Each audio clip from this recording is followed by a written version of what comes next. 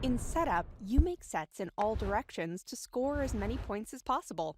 Here's a run-through of the rules so you can get started on the game quickly. The aim of setup is to make sets with the card tiles on the game board. You can get even more points by matching with tiles already on the board.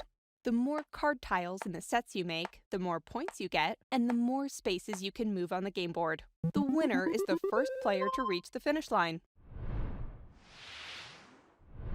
Each player takes a tile holder and a playing piece in the same color as the 2 personal bonus squares in front of them on the board.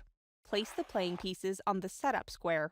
Put the 50 card tiles into the bag and place the bag next to the board. Take 4 card tiles from the bag and place them on the 4 common squares in the middle of the board.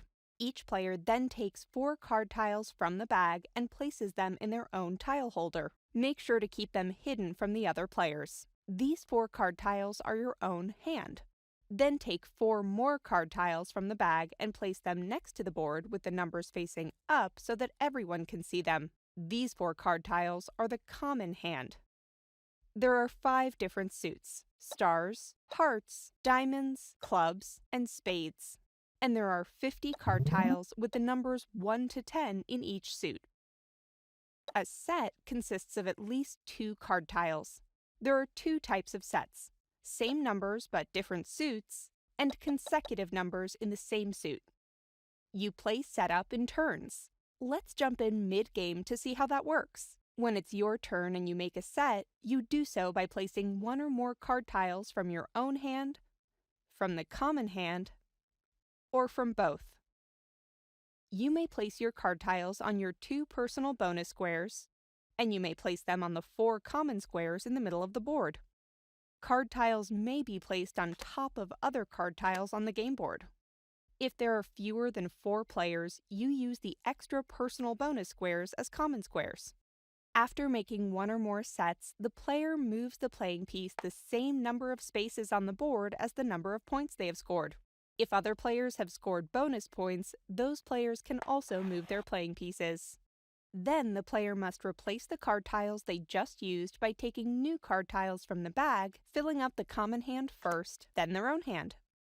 The turn continues in clockwise order. If a player cannot or does not want to make a set, the player must swap some or all card tiles from their own hand for the same number of tiles from the bag. If the bag is empty, all the card tiles on the board, apart from the top layer of tiles, must be removed from the board and placed back in the bag. Once a playing piece has reached or crossed the finish line, the game is over. The players don't need to take the same number of turns. More than one playing piece can reach or cross the finish line in the same turn because the other players can get bonus points. The winner is then the player whose playing piece is ahead of the others. If there is more than one player at the exact same distance past the finish line, the winner is the player who was the last person to place tiles on the board. Use the finish line corresponding to the number of players. Let's take a closer look at making sets. The card tiles you place must be part of the same set, and only the visible tiles on the board, meaning those in the top layer, can be part of a set. In this example, the red player plays a 3 and a 5 of clubs and makes a set of 3, 4, 5, and 6 of clubs. A set can be made in any direction indicated by the white lines on the board. A set can change direction and cross its own path. For example, here the purple player plays a 7 of clubs and makes a set of 3, 4, 5, 6, and 7 of clubs.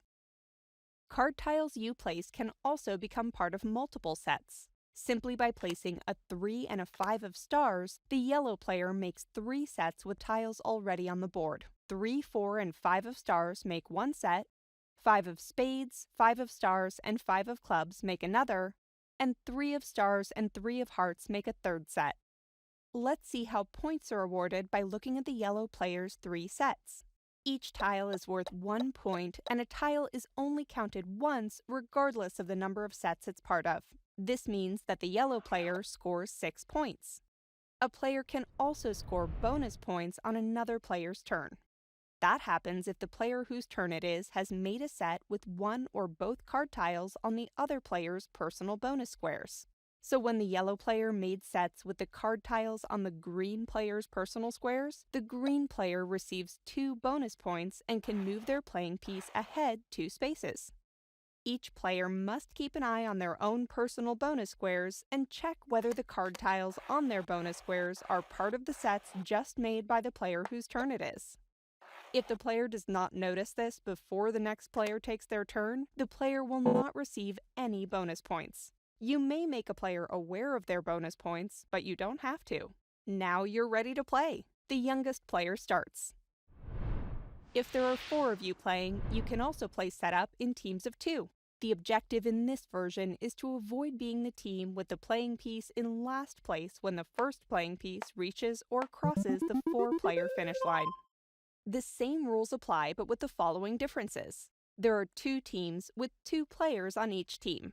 Each player has their own card tiles, tile holder, and playing piece, so each team has 2 playing pieces, 1 per player. Team players sit next to each other so that they can see each other's card tiles and discuss. A team player is still only allowed to use the card tiles from their own hand and the common hand. Each team player takes it in turns to play, with the players taking turns in a figure of 8. When a player scores points, they move their own playing piece that same number of spaces.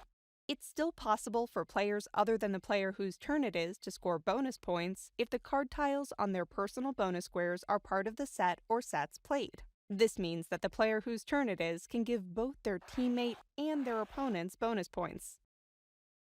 Once a playing piece has reached or crossed the finish line, the game is over, and the team who does not have the playing piece in last place wins the game. If there's more than 1 playing piece in last place, the winning team is the team whose playing piece is in first place. If there's more than 1 playing piece in last place and more than 1 playing piece in first place, the winning team is the team who placed the last tiles on the board. And that's all there is to setup. Now have fun!